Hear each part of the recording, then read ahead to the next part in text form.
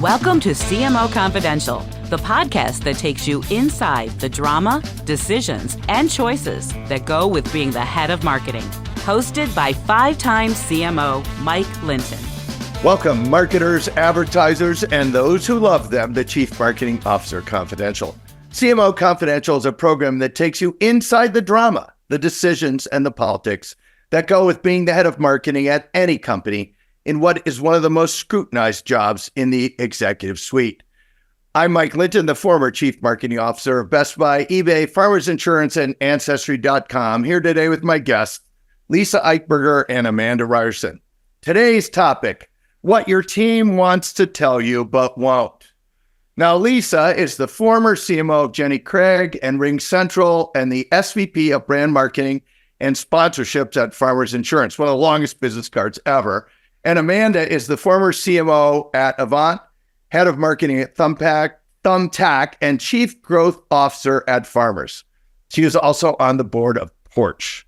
Now, full disclosure, we all worked together at Farmers for a number of years, worked on some pretty good marketing campaigns, at least we thought so, including we know a thing or two since we've seen a thing or two. The Farmers Insurance Open and the complete relaunch of Farmers Digital, which involved the consolidation of 14 websites into one. They both have had numerous teams working for them and reported to many different leaders in their careers. So I think they are very well suited to discuss this topic. Welcome, Amanda and Leesa. Thank you. Thanks, Mike. Great to be here. All right. Now you both have deep experience in managing teams. How at first you've engaged communication health when you look at your team and think about how the information flow is going back and forth? Amanda, you want to start? You want me to jump in? Look, I'm happy to start. And thanks for having us, Mike. I feel like the three of us are sitting in your office having a conversation like we did many times, and it's great to be a part of it. Look, I think with communication, especially in this remote world, it can be difficult to gauge communication health at times. You know, I'd say a flag for me when maybe health isn't there is if you aren't getting any bad news. So if it's rosy all the time, maybe it's not so rosy and you need to dig a little bit deeper. But any sort of communication that's less formal, so outside of one-on-ones, outside of meetings, where you have a whiteboard or, just getting a cup of coffee with someone, I feel like that's where you get, true sort of employee engagement, and try and find those opportunities when we can. Yeah, I think that's a great point, Amanda, that, the lack of bad news, and I would say too much quiet is a similar thing. I mean, I one of the things, especially in a remote world, I think we do have to recognize a whole different framework of how people communicate, and you don't have the body language or quite all the cues that you might have if you're in a room together. But if there's people you're just not hearing from, that to me is always like what's going on? Or if there's a manager that someone I'm working for, or a peer that I'm not hearing from that I should be, that's what's happening. And usually, that kind of puts my spidey senses up to dig in a little bit and try and re-engage the communication. Let's follow on that a little bit. When you're reporting to someone, and there is bad news, or there's potential bad news, or there's other things, and some companies are not always that great at taking bad news. Some leaders always maybe not as open as others. When you come into a new gig, or you get a new leader, how do you take the risk calculation of how much you communicate or not? And then when do you feel vulnerable or not vulnerable in that relationship? I think that's a great question. Amanda and I, having worked together as peers for a certain period of time, that was actually something we would carpool and sometimes talk about, like, how do we discuss this? And I tend to be much more of a open mouth, insert foot, a little bit maybe too straightforward. Amanda's very good at positioning things and thinking that through. And so having someone to talk to about, how do you think we should bring this up is great. So you can kind of role play a little bit.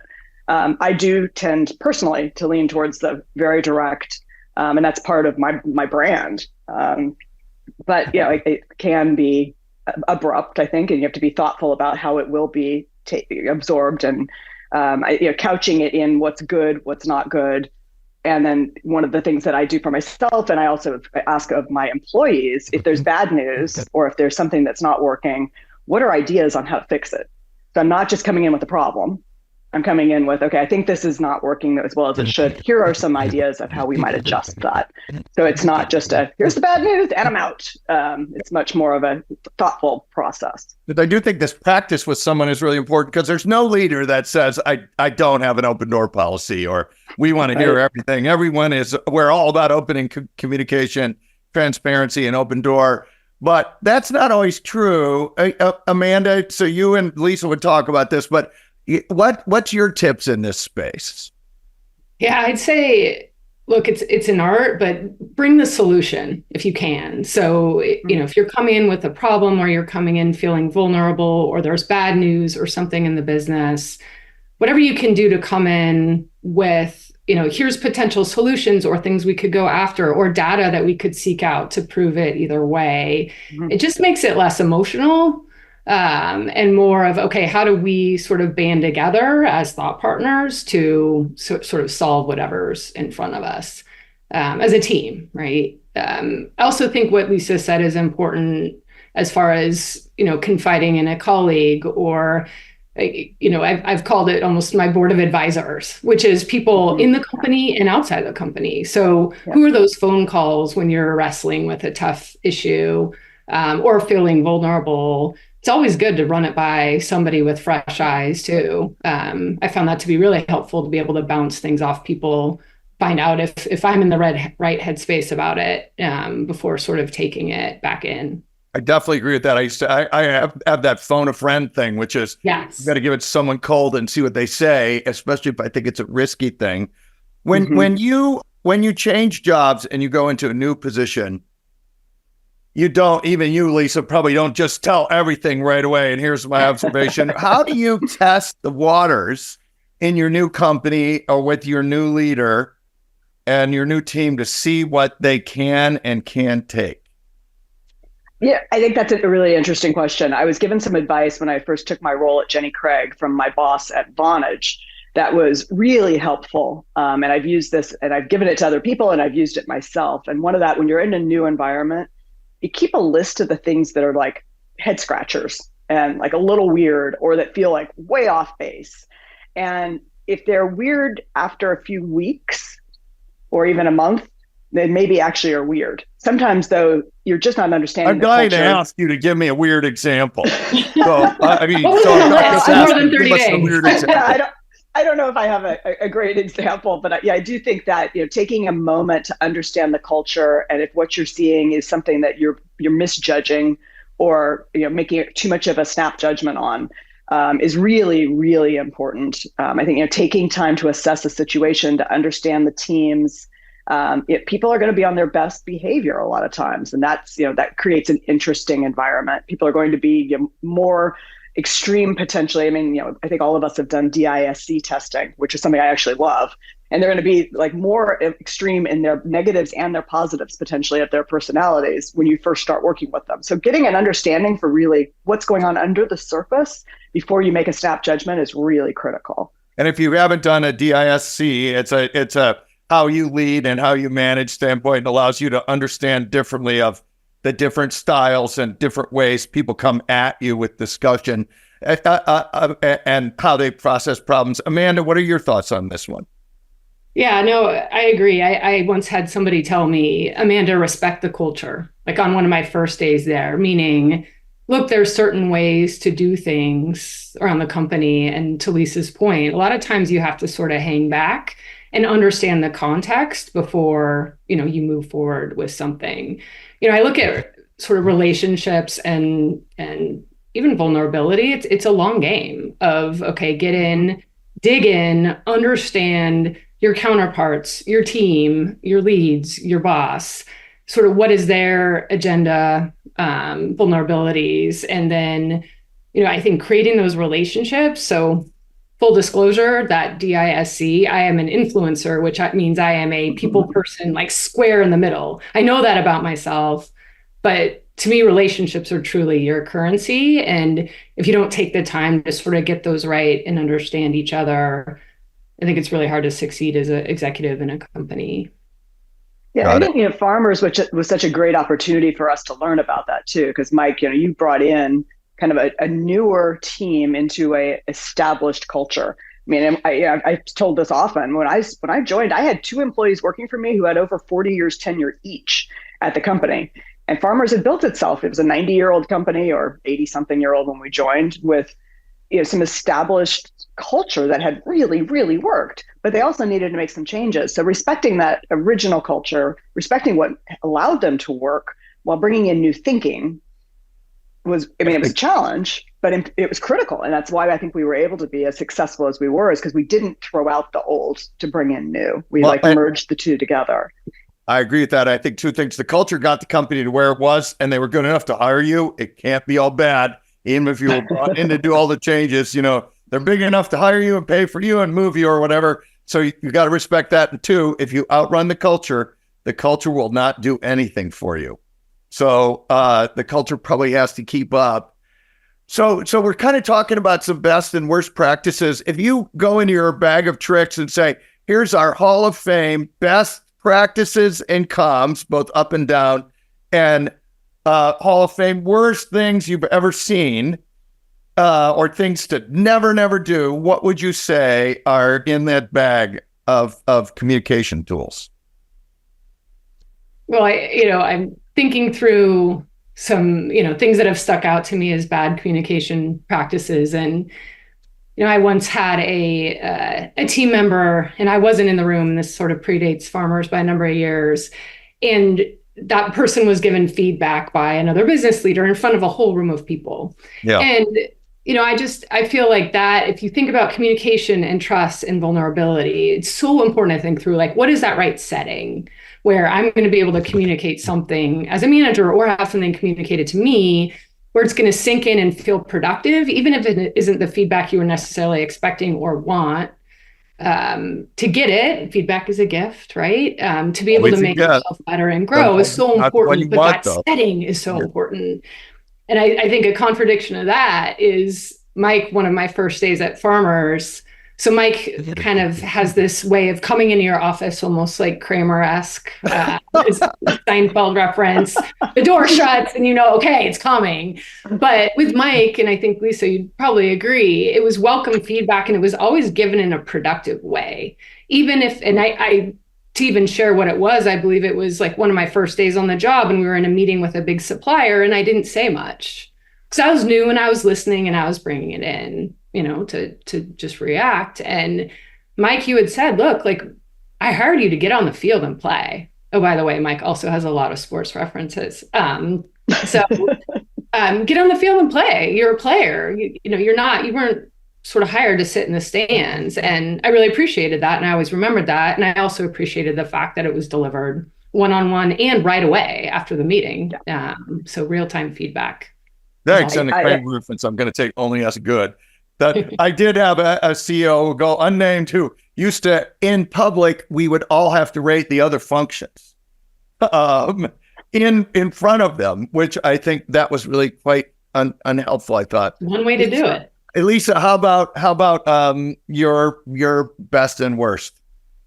Yeah, I got from a worst case. It's funny. This is one I hadn't thought of for a while, and I don't know where it just came from in my memory banks. But my first ad agency job, which I was 22 years old, I think, I had a manager who we were doing performance evaluations, and I think this gets to Amanda's point on feedback in the moment.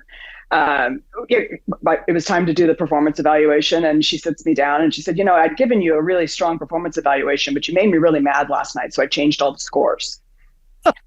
And that was a learning opportunity for me of, okay, this is not how you manage people.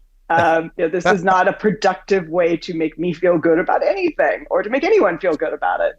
Yeah, and I think the flip side of that is the management in the moment. I mean, there's that book, The 1 Minute Manager, which was so popular however long ago, that it talks about that. Mike, I think you were always good about it, and it's something I've tried to emulate is, if there's something good, tell people right away. If there's something negative, also tell them right away. And I think, the good stuff, maybe you can tell that more publicly, but the bad stuff, it's worth taking someone aside and not berating them in the room, and making it very much about, are you open to some feedback? Here are some things that I think could help you perform better, and even, why were you that? Why did you do this? What was the thinking? What were you trying to accomplish? And in a way that's not accusatory, but it's just, thinking about improving them and making them have a better experience. Got it. Thank you. Let's flip the script a little bit and say you get into a company that actually doesn't like bad news. We've all seen them. They just don't want to hear the bad news, or there's the electric fence issue where you can't say these folks over here are really actually a good competitor and their value equation may be better than ours. How do you manage in a company where that situation is there when you are trying to communicate things that are running into they're either bad news or they're going to run into the electric fence? What are tips? Tips to not run into the buzzsaw? Yes. Yeah. So look, bad news is never fun. I think what I've learned is nobody ever likes to be surprised. So, communicate bad news as quickly as you can, even if you don't have a solution, like get it up and out. So with next steps.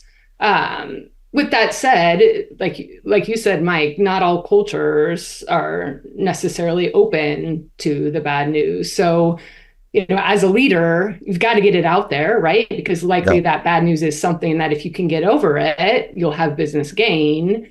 Come again sort of with the solution of, okay, here's what we're seeing with the competitor, but here might be an idea of how we might combat it. Or, here's what we're seeing in terms of sales, and I don't think I'm going to be able to hit these targets because of X, Y, and Z. But if we put this on the table, it could be an interesting test. So again, coming with the bad news has been a strategy that's worked for me in the past. Yeah, go ahead, Leesa. Oh, no, go ahead, please. My other thing about bad news is a lot of times it's like a cavity. If you ignore it, it only gets worse. And you got to figure out a way to tell the company it has a cavity, and a lot of times it just doesn't want to hear it. I think there's two things that are interesting. I mean, to Amanda's point, no surprises, I think, is critical. That to me is the worst thing you can do is surprise somebody with hey, we just missed, or we're over budget, before there's an opportunity to kind of rally the troops and make some decisions. That to me is really, really important on keeping people apprised. And then I think it's coming up with, to Amanda's point again, solutions and tests of how you might work your way into other ideas, whether that's recognizing the competition's strengths and saying, hey, they did this. What have we thought about that would be either white space that's different or something we might do that's similar, to help us advance, and get to that next step. Yeah. So fact-based, analytical, and also always with the next step. Never go in with with no next step. But let's talk about, we've all had a lot of bosses. When you think your boss is doing the wrong thing or is driving down the wrong path, either strategically or a big executional issue, how do you decide first whether to tell them or not that you think it's doing wrong, especially if it's not quite in your space? If it's in your space, yes, you can have the argument. But if it's one over, or it's somewhere else, or you're thinking, oh my God, my boss is going to go in front of the board and get slaughtered, how do you decide whether to tell them or not? And then if you decide yes, how do you do it? I have a hard time, I think, not engaging if there's something that I see that's wrong. So maybe I could be more judicious in saying, have you thought about that? But at the same time, I think being straightforward is really important. So I'm pretty comfortable saying, I'm not sure I agree with this. I think it's worth bringing, have you thought about this? Have you thought about this? And then going back to, and I think, we've said this at Farmers, I've said it at other companies, if you don't get to a point where there's alignment, disagree and commit. We have the conversations behind closed doors. We can have the betting our heads or whatever it may be. If we're not aligned, come to a place where we say, okay, I don't love that you're doing it this way, but I'm in. Like, now that we've decided as a team, I'm in. I mean, I think it's a little bit like mom and dad dealing with kids. Like, you're better off having a united front in front of everyone and have those hard conversations kind of back behind the closed doors. And sometimes, you hope you're wrong if you don't agree with the direction. Amanda, I know you've been in those spots too. So what's your advice to our listeners? Yeah, no, I think that disagree and commit thought is a really good one. So as a leader, I definitely want to create an environment where people can bring counterpoints, as well as I, definitely have been known to bring counterpoints to sort of my supervisors. I think it's healthy, but, and as a leader, I want to create that environment where people feel comfortable. With that said, I do think even going back to sort of the data and solutions points, that can come in handy here too of, I don't agree with you on this, or here's another way to think about it. Here's a question the board may ask that maybe we're not ready for. And it's not you, it's the team. Making it sort of less personal and more about sort of us as a team and the business goals we're all looking to achieve is helpful too, versus sort of, going after sort of one individual for one thing. Yeah. Because at the end of the day, if you look good, I look good, right? So that's something too that, as long as you can sort of keep the team in sort of our mutual shared goals surface, then I find that helps of like, this is the end goal here, and I have a thought on how we might want to do things differently, or an obstacle we might face based on how we've sort of positioned something or set it up. Well, there's definitely, you both talked me out of a bunch of stuff when we worked together, and I was always grateful for that. Is there any story you want to share about when your team talked you out of something and opened your eyes to something you didn't see? That is a great question. I'll actually give a farmer's example. So we launched a lot of digital tools, websites in a time where a lot of sales, if there's an insurance company, were based on sort of human relationships and the agent relationships. We also introduced digital tools. There were times where we would build something because, consumers may have wanted it, but it may not have necessarily fit with the farmer's culture or the agent relationships. And I had times when the team would come to me and say, look, like our relationships with sales is so important that maybe this digital thing might be a step too far for the culture at the moment. Yeah. And let's hear, because the relationships of my team and their counterparts was so important to them too.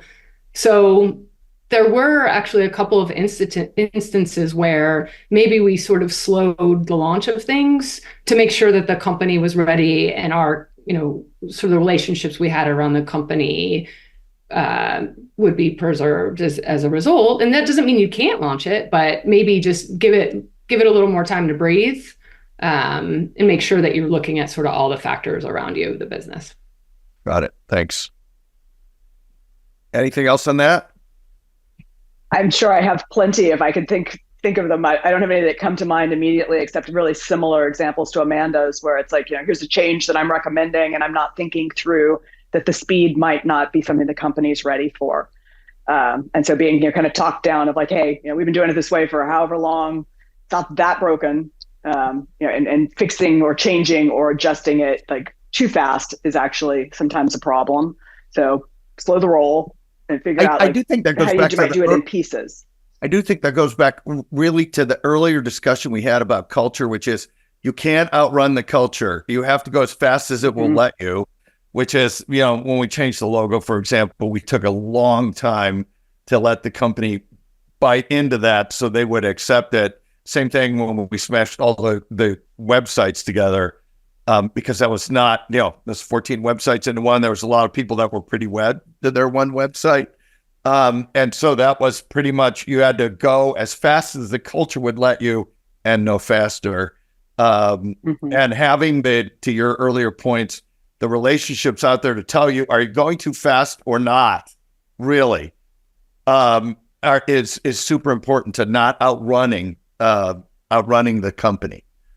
And I think testing and learning too. So let me show you and put like a little bit of points on the board before we scale something that might seem foreign. So that test and learn culture comes with trust too, but how do you like effectively pace in and we can learn together versus trying to sort of sell something. Well, which is what you did when we started the website thing. What we said is we're just our first goal is just to get NPS to 0, Net Promoter Score to 0. That was not a big, and if we can't do that, well, okay, we'll go away. No, I think that, Amanda, your point on trust is such a big one, because I think that test and learn can build trust, and you need it.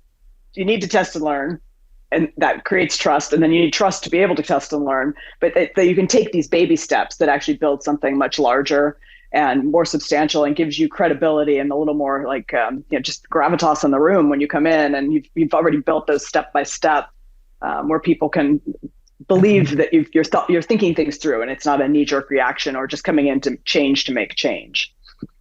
Got it. Hey, we're running towards the end of time here. We have our last question that it's a 2-parter. You each have to take at least one or both, but you have to take at least one. And it's funniest story you can tell on the air and or practical advice we haven't discussed yet about this topic. You can take one or both, but you each have to take at least one. I've been thinking about this one, Mike, because I know you end all of your podcasts with this, and I have one that I think everybody has experienced. That's kind of a funny story, but also practical advice, and that's the communicating via email without being thoughtful. And I have a situation back to my kind of first ad agency job, back before computers were password protected, of doing a reply all that should not have been a reply all on something that probably shouldn't have been put in writing, and realizing at the 11th hour, oh man, I just sent an email to my boss saying something completely inappropriate, and trying to figure out how to run into his office and get onto his computer and delete the email before he had a chance to see it. So much of us wants to hear exactly what was in that email. So many of our listeners want to. Yes, inquiring minds want to know. Yeah, that gets back to being, but it's practical advice and a funny story. Like, don't put things in email that you wouldn't say out loud, and don't hit send until you're sure it's going to the right people. Sounds like a Hall of Fame bad email. I so want to know. It probably was. And then, bunch of 22-year-olds running around an ad agency, you can just imagine like the sorts of things that should and shouldn't be said. But I think it's being thoughtful in communication of how you want to be perceived. When you get back to practical advice, like, is this something that I want to be part of my brand? Probably not. Don't put it in email. And also those kind of mistakes where you get viewed as maybe not all the a great team player shuts down future communication. So right, good advice, Amanda. You get to close us out. Yeah, I think. Isn't there something like if you wouldn't want it on the cover of the New York Times, like don't put it in an email. Yeah, sleep on it. Another piece of advice I've even told interns coming in, sort of all the way up through, is it's okay to say I don't know. Like if you're asked a question in the boardroom, if you're asked a question in a one-on-one team meeting, anything, no one has all the answers all the time. And sure, you should go find the answer, especially if it's an important question, but it shows a vulnerability of, hey, I'm confident in myself to say, like, I don't know the answer to that right now, but I will find it. Or, sort of maybe the knowledge is there in the room. So that's something I've always taken with me. And oh my gosh, funny story. So the funny thing about me, one of my tells is if I'm really cracking up, I actually tear up and cry. They're like happy tears. And we had so many of those moments working together. I think one Mike and I talk about is we were filming something for employee communications, and for whatever reason, I just decided to completely go off script, and the person that was running the show was not happy, but Mike and I were just sort of crying because it was so cried funny. For like 10 minutes. Oh my goodness. You were so happy you wept almost 10 minutes. Right. And I don't know why I went off script like that. What a irritating actor in that, thing that someone had worked very hard on. But I just appreciate those times, and I appreciate humor so much, and so important for relationships and building things together. So I do think this don't make it up thing is super important as a leader, because if your team thinks you're making up answers, that is really a thing. Then they can't actually tell you problems if you're not going to debate. If you tell them you think you know the answer and you don't, that creates a really bad team dynamic, I think. So anyways, we're at show time. So thank you, Amanda and Leesa, and thanks to everyone for listening to CMO Confidential. If you are enjoying our show, please like, share, and subscribe. And look for all of our shows on Spotify, Apple, YouTube, and the I Hear Everything Network. These shows include Marketing, the Battle Between Believers and Non-Believers, Parts 1, 2, and 3. Is the CMO position the hardest job in business? The Case for Customer Lifetime Value, Why is this so hard? And is artificial intelligence an extinction event for agencies? Hey, all you marketers, stay safe out there. This is Mike Linton signing off for CMO Confidential.